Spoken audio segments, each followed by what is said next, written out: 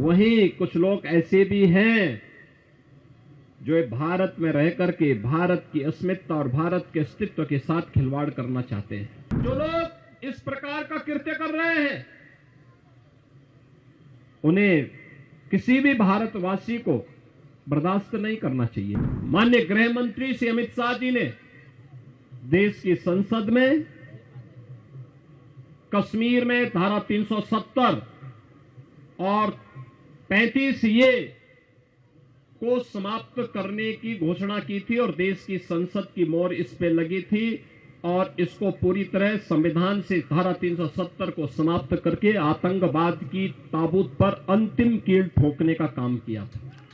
अभी हाल ही में कांग्रेस और नेशनल कॉन्फ्रेंस की जम्मू कश्मीर की सरकार ने अभी विधानसभा में एक प्रस्ताव पारित कर दिया और ये प्रस्ताव पारित किया है कि कश्मीर में हम फिर से धारा 370 और 35 ए फिर से लागू करेंगे। धारा 370 जो समाप्त हो चुका है, जो इतिहास के गर्त में जा चुका है, अब फिर से कश्मीर में कभी लागू नहीं हो सकता। यह आतंकवाद की जड़ है, अराजकता की जड़ है, लाखों कश्मीरी पंडितों के कत्लेआम की जड़ है। यह धारा 370 लाखों निर्दोष नागरिकों के खून से सनी हुई धारा है। जहां हम इन आयोजनों के साथ जुड़ रहे हैं, अपने पर्व और त्योहार के माध्यम से समाज को जोड़ने का काम कर रहे हैं, वहीं कुछ लोग ऐसे भी हैं जो भारत में रह करके भारत की अस्मिता और भारत के अस्तित्व के साथ खिलवाड़ करना चाहते हैं। और जो लोग इस प्रकार का कृत्य कर रहे हैं,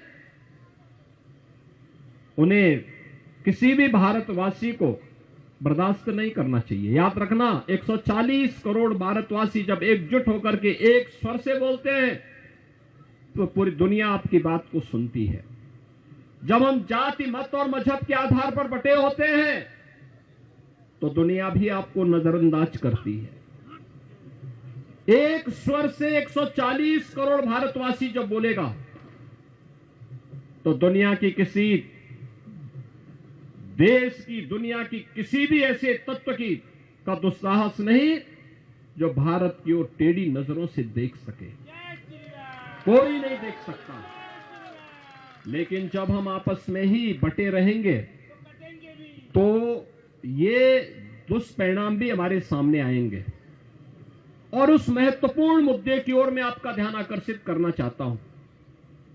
याद करिए, 5 अगस्त 2019 प्रधानमंत्री मोदी जी की प्रेरणा से माननीय गृह मंत्री श्री अमित शाह जी ने देश की संसद में कश्मीर में धारा 370 और 35 ए को समाप्त करने की घोषणा की थी और देश की संसद की मोहर इस पे लगी थी और इसको पूरी तरह संविधान से धारा 370 को समाप्त करके आतंकवाद की ताबूत पर अंतिम कील ठोकने का काम किया था। दुनिया ने भारत की ताकत का एहसास किया। पूरी दुनिया को लगा ये नया भारत है। ये नया भारत किसी का नुकसान नहीं पहुंचाएगा, लेकिन कोई छेड़ेगा तो उसको छोड़ेगा भी नहीं। न झुकेगा, न डिगेगा, न हटेगा, बल्कि अपने राष्ट्र की अस्मिता और अस्तित्व की रक्षा के लिए सब कुछ निछावर करने को तैयार होगा और हर हाल में भारत की एकता और अखंडता को बनाए रखने के लिए जो भी कड़े से कड़े, कठिन से कठिन कदम उठाने की आवश्यकता पड़ेगी, उसको उठाने में हिचकेगा नहीं। और यह कदम एक भारत, मजबूत भारत के रूप में प्रधानमंत्री मोदी जी का कदम था। जब कश्मीर में कांग्रेस के समय में संविधान में बाबा साहब भीमराव अंबेडकर के नचाने के बावजूद धारा 370 और 35 ए जोड़ करके आतंकवाद का गढ़ भारत को बनाने की कुछ चेष्टा 1952 में की गई थी और यह प्रावधान था कि यह अस्थायी प्रावधान होगा, लेकिन कोई भी सरकार हिम्मत नहीं कर पाई। मोदी जी ने हिम्मत दिखाई देश के हित में और धारा 370 समाप्त हुई। आज आप देखते होंगे जिस कश्मीर में पत्थरबाज पहले पत्थर मारते थे, वह कश्मीर आज एक बार फिर से भारत का स्वर्ग बनने की ओर अग्रसर। आज उस कश्मीर में बड़े बड़े इंफ्रास्ट्रक्चर के कार्य हो रहे हैं, टनल बन रहे हैं, एम्स, आईआईटी, आईआईएम जैसे संस्थान बन रहे हैं। आज उस कश्मीर में लाखों की संख्या में टूरिस्ट फिर से जाना प्रारंभ हुआ है।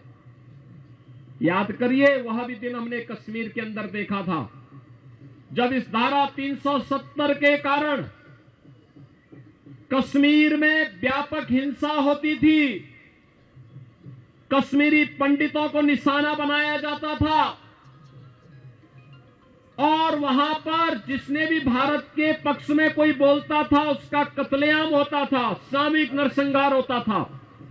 वह कश्मीर, जिस कश्मीर में 1989 और 90 में लाखों की संख्या में कश्मीरी पंडितों को प्लान करने के लिए मजबूर होना पड़ा था, उस कश्मीर को सुरक्षा की गारंटी मोदी जी ने दी और कश्मीर में इसके लिए धारा 370 को समाप्त किया। लेकिन बहनों और भाइयों, जब कश्मीर इस सुखद अनुभूति के माध्यम से राष्ट्रीय एकता और अखंडता के साथ आगे बढ़ने के लिए तेजी के साथ आगे बढ़ रहा है, उन स्थितियों में अभी हाल ही में कांग्रेस और नेशनल कॉन्फ्रेंस की जम्मू कश्मीर की सरकार ने